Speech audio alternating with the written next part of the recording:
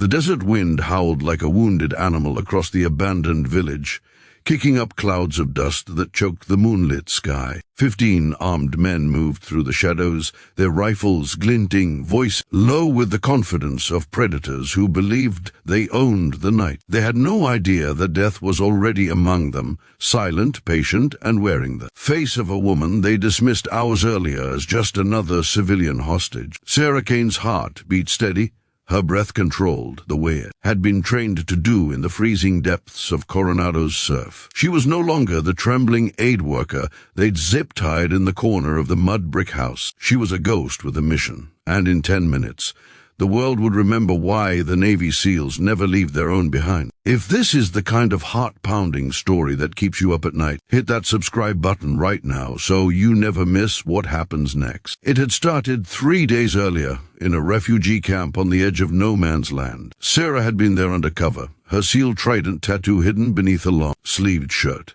gathering intel on a warlord trafficking weapons to terrorists. She'd volunteered for the assignment because someone had to, and because the little girl clinging to her mother's skirt reminded Sarah of the daughter she'd lost to a roadside bomb years ago. When the raid came, Sarah let herself be taken. She needed to get inside the compound, needed to see the faces of the men who'd sold the explosives that killed American soldiers. The captors laughed as they bound her wrists, calling her the American nurse in broken English, shoving her into a room with peeling walls and the stench of fear. They never checked her boots, never noticed the ceramic blade sewn into the seam, never imagined the woman crying softly in the corner had once cleared rooms in Fallujah with nothing but a knife and a prayer. Night fell heavy, the kind of dark that swallows sound. Sarah waited until the guards rotated, until the one posted outside her door lit a cigarette and turned his back to the wind. She flexed her wrists, the zip ties cutting into skin she'd long ago learned to ignore. One twist, a snap, and the plastic gave way. The blade slid free like an old friend. She moved on the balls of her feet, the way her bud's instructor had drilled into her, light, lethal, invisible. The first guard never heard the whisper of steel across his throat.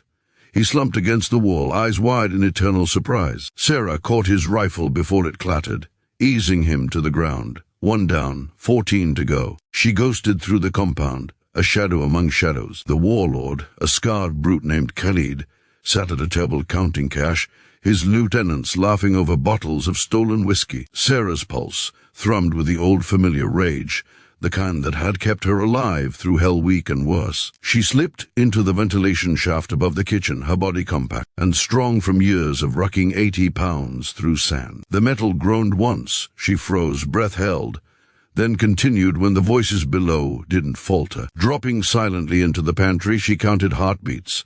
3 men in the next room. She palmed a flashbang she'd lifted from the dead guard's vest, pulled the pin, and rolled it under the door. The explosion of light and sound was her cue. She flowed in like water, 2 shots to center mass, 1 to the third man's head before he could scream. The smell of cordate mixed with blood and fear. 4 down. Khalid's voice boomed from the courtyard, barking orders in Arabic. Sarah pressed herself against the wall, listening. He was sending men to check the perimeter. Good. That meant fewer inside. She moved again, taking the stairs to the roof, her boots silent on the cracked concrete. From up high she saw them, 10 men fanning out, weapons raised, flashlights cutting through the dark. She unslung the suppressed M4 she'd liberated, checked the magazine, and began to hunt. The first target dropped with a cough of the muzzle, his body crumpling before his partner even turned. Sarah shifted position, rolling behind an air conditioning unit as return fire sparked against the rooftop. She counted the seconds between bursts, timed her breathing, and took out 2 more with surgical precision. 7 down. The night air tasted of gunpowder and vengeance. Below, Khalid realized something was wrong. He screamed for his men to fall back, to protect the weapons cache. Sarah smiled without humor. That was exactly where she wanted them. She rappelled down the side of the building using a rope she'd cut from the guard's utility belt, landing cat-quiet in the alley. The cache was guarded by 4 men now, jittery, shouting into radios that would never answer. Sarah pulled the last of her improvised explosives, a charge made from cleaning. chemicals and a detonator she'd built in the pantry while pretending to cower. She tossed it through the window, dove behind a barrel, and covered her ears. The blast shredded the room, taking 3 men with it. The fourth stumbled out, bleeding, eyes wild. Sarah rose from the shadows, pressed her knife to his throat, and whispered, "For the little girl in the camp." He never felt the end. 11 down. Khalid was alone now, barricaded in his office, screaming threats into a satellite phone. Sarah kicked in the door, her silhouette framed by the firelight from the burning cache. He raised a pistol, hands shaking. "You're just a woman," he spat. Sarah's eyes were cold, ancient. "I'm the last thing you'll ever see." She disarmed him with a twist that shattered his wrist, then drove her knee into his solar plexus. He gasped, doubling over. She zip-tied him the way he'd tied her, tighter, and dragged him into the courtyard where the bodies of his men lay like broken dolls. "Look at them," she said, voice steady. "That's what happens when you touch what's mine." She left him there for the extraction team, alive, because some monsters deserve to live with what they've done. As dawn painted the sky blood-red, the Black Hawk thundered in, ropes dropping like lifelines. Sarah climbed aboard, her hands steady, her soul heavier than it had been in years. The pilot, a friend from another life, looked at her with awe.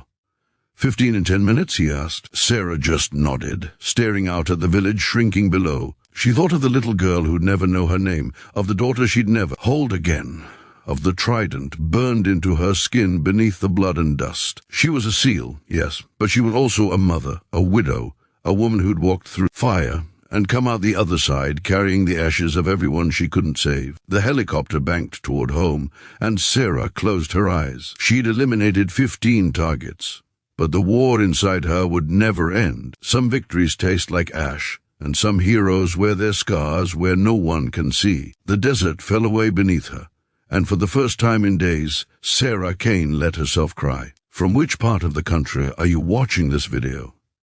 Drop your city or state in the comments below. I read every single one, and your stories fuel the next one.